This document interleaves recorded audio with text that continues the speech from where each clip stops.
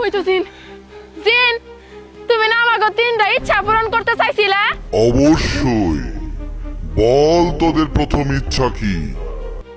আচ্ছা, আমার প্রথম ইচ্ছা হইলো, আমার না মেলা ঘর থেকে সম্বন্ধ আসে, সবাই আমারে পছন্দ করে ঠিকই, কিন্তু আমাকে বাড়ি তো ভালো না, ভাঙ্গা চূড়া, এই জন্য ভালো ভালো ঘর থেকে সম্বন্ধ আইসাও ভাঙ্গা জায়গা, আমার বিয়ে হইতাছে না।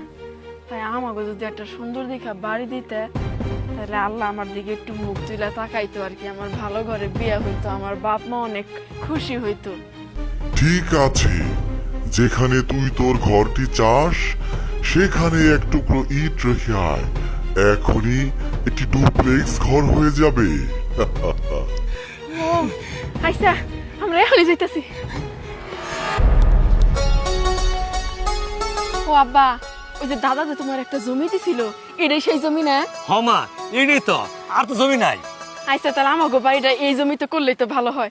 দেখো না কি সুন্দর পশ্চিমের বাতাস, এখানে যদি বাড়িটা হয়, তোমাকে জামাই আর আমি বারান্দায় খাড়া খাড়া চা খাইতে পারবো। আমি যখন ওই যে কাপের মধ্যে চামচ দিয়ে বাইরে বাইরে চারা বানাবো না, টুং টুং শব্দ হইব, আর তোমার জামাই আর আমি সেটা একটু রোমান ভালোই হইব, তাই না? ধর্মের কিছু নাই তো মা, তুই তো হাসা কথা কইছ। এখানে বাড়ি এলে ভালো হবো, আমি খুব খুশি হবো। ও মা, তাহলে না ইটের দরকার, ইট কই পামু? ইট নিয়ে চিন্তা করতেছো কে? ইট আমি খুঁজে আনতেছি। এই যে ইট, তুমি এই জায়গায় খাড়াও, আমি আইতাছি। যাও গা।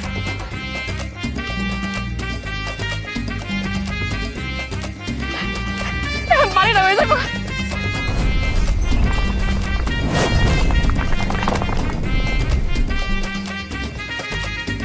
এটা কি ব্যাপারি? একতলা মধ্যে দুতলা। এটা ডুপ্লেক্স, আবার ডুপ্লেক্স। ইয়াল্লা গো, কি সুন্দর চকচক করতেছে বাড়িটা। মারে ঘটকের আমি আজকেই কমু, তোর যতগুলো সম্বন্ধ উঠছিল যাতে আম করে বাড়িটা দেখা যা। কি করবা করো গা, ওটা তুমি আমারও কইতেছো কে? আমি যেটা কইছি, তুমি যা করবে ওটা তোমার ব্যক্তিগত ব্যাপার।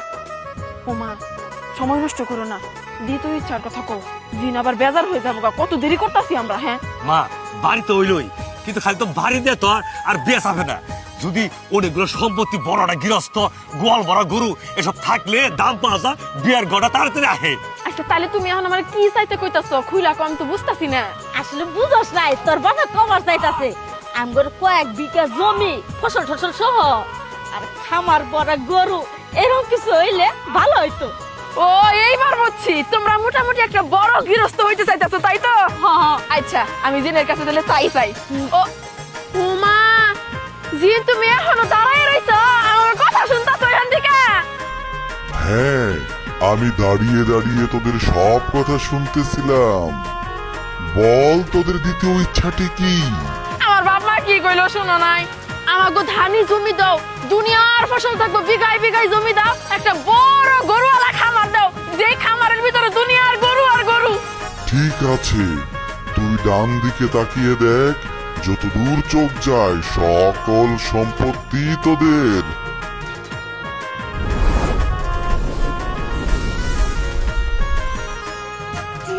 আল্লাহ, এই সব জমি আমাগো, এত বড় খামার, খালি গরু আর গরু, এই সব আমাগো না? হ্যাঁ, এই সব কিছুই তোর। এবার তোর তৃতীয় ইচ্ছার কথা বল।